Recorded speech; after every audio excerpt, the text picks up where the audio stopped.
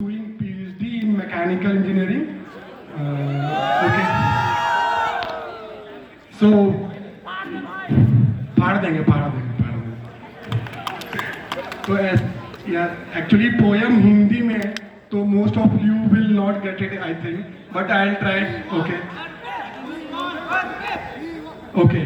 So basically the thing is कि क्या बोलते हैं, I want to relate something and say like सबसे पहले कोविड आया, तो कोविड में क्या प्रॉब्लम्स हुआ. हम तो घर पे थे, बट जो बाहर थे लाइक लेबर्स वगैरह, उनको बहुत दिक्कत हुई थी, तो उनके बारे में कुछ है.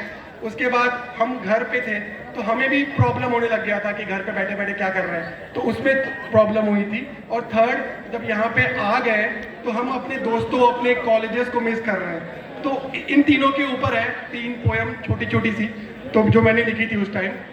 तो पहली पोयम है कि जो लेबर्स थे कोविड टाइम पे, जो घर के बाहर थे, जो प्रॉब्लम्स वो फेस कर रहे थे उनके लिए, कि पोयम इस प्रकार है कि एक अलग सी कश्मकश में जी रहा है इंसान, एक अलग सी कश्मकश में जी रहा है इंसान.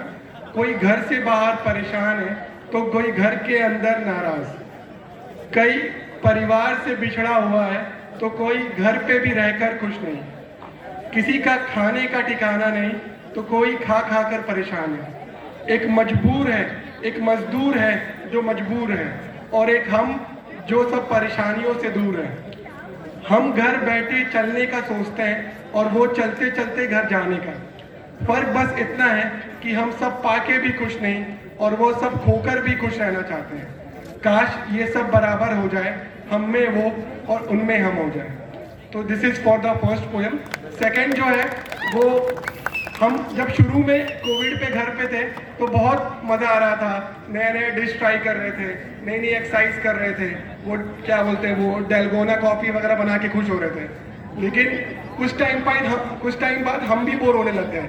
बहुत लोगों का एग्जाम्स था, कॉम्पिटिटिव एग्जाम्स था, कोई कुछ कर नहीं पा रहा था, तो कहीं ना कहीं लोग डिप्रेशन में या बहुत उसमें आ गए कि यार कुछ हो नहीं रहा है, कोविड में कुछ हो नहीं पा रहा है. तो उस सिचुएशन के लिए एक लिखा था कि अगर कोई वैसा सोच रहा है उसके लिए कि खामोश रहता हूँ आजकल यूं, शायद मैं खुश नहीं खुद से. खामोश रहता हूँ आजकल यूं, शायद मैं खुश नहीं खुद से.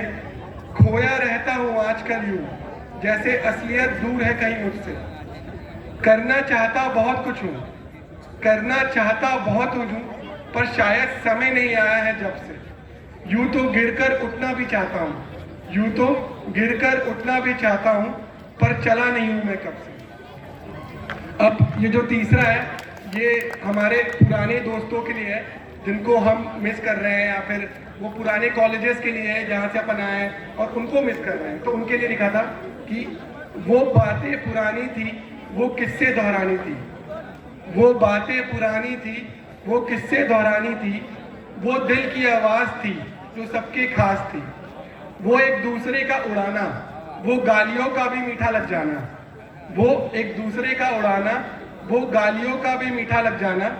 वो साथ बिताए हुए पल, वो हर वक्त मचलता मन. वो घंटों तक एक जगह बैठ के समा जमाना.